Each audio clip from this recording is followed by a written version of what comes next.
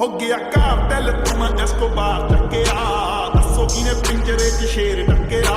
Big step राने चकने step नहीं तेरे शहर विच खाली करनी क्लब नहीं एक जीप खड़ी मेरी थाने दे विच बदले दे मैं दो लेना नी मैं डाकू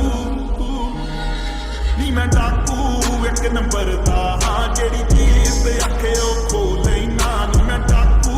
एक नंबर दा हाँ जेड़ी चीज ते आखे ओ खो लेना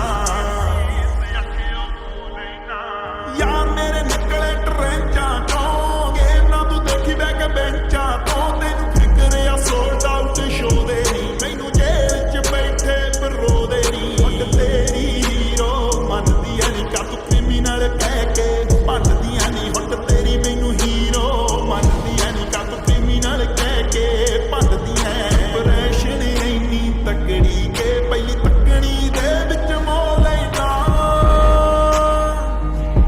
नी मैं डाकू एक नंबर दा हाँ जेड़ी चीज ते आखे ओ खो लेना नी मैं डाकू एक नंबर दा हाँ जेड़ी चीज ते आखे ओ खो लेना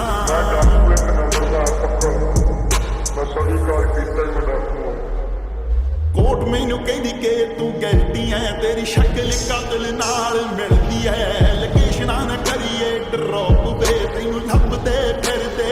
आवे मिट्टी विच करदे ड्रैगनी यार करदे सिक्योर यार बैगनी मां मिट्टी विच करदे ड्रैगनी यार करदे सिक्योर यार बैगनी हाई प्रोफाइल की करनी चन्नी नत ता लो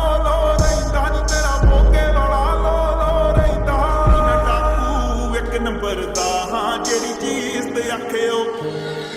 नी मैं डाकू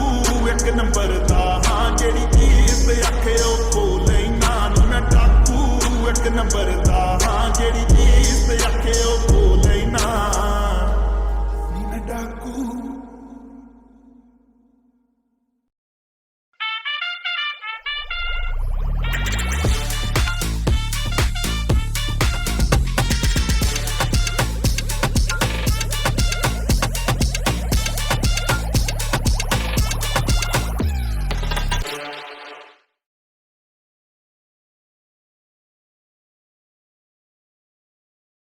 આજકાલ ઘણીવાર સાંભળ્યું છે કે વર્કઆઉટ દરમિયાન ફેન્ટિંગ થાય છે, બોડી થાકી જાય છે. ટુ બી ઓનેસ્ટ મને પણ થોડી ચિંતા થવા લાગી. ઇન્સ્ટેડ ઓફ વરિંગ મેં વિચાર્યું કે હેલ્થ ચેકઅપ કરાવું અને ટાટા 1mg લેબ સાથે પ્રિવેન્ટિવ ચેકઅપ બુક કરવું બહુ ઇઝી હતું. Just few taps on my phone. મને બહાર જવું જ ન પડ્યું. ટ્રેન ફ્લેબોટોમિસ્ટ ઘરે આવ્યા અને ગ્લવ્સ તથા સેનિટાઇઝેશન સાથે સેમ્પલ લીધું, જેથી આખો ટાઈમ